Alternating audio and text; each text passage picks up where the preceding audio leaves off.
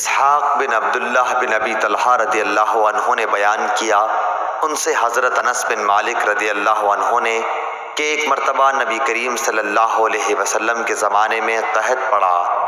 آپ صلی اللہ علیہ وسلم خطبہ دے رہے تھے کہ ایک دیہاتی نے کہا، یا رسول اللہ صلی اللہ علیہ وسلم، جانور مر گئے اور اہل و عیال دانوں کو ترس گئے، آپ ہمارے لیے اللہ تعالیٰ سے دعا فرمائیں۔ آپ صلی اللہ علیہ وسلم نے دونوں ہاتھ اٹھائے۔ اس وقت بادل کا ایک ٹکڑا بھی آسمان پر نظر نہیں آ رہا تھا۔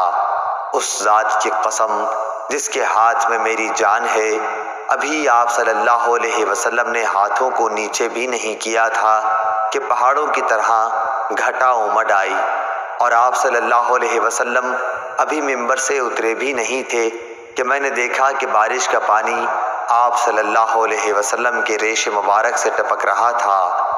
اس دن، اس کے بعد اور متواتر اگلے جمعے تک بارش ہوتی رہی۔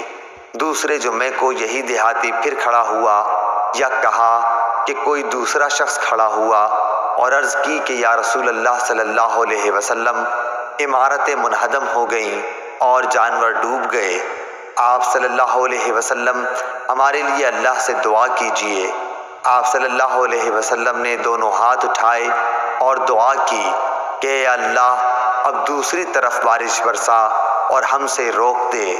آپ صلی اللہ علیہ وسلم ہاتھ سے بادل کے لیے جس طرف بھی اشارہ کرتے، ادھر مطلع صاف ہو جاتا۔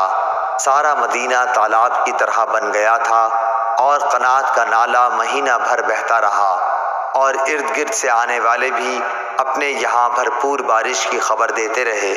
صحیح بخاری، حدیث نمبر 933۔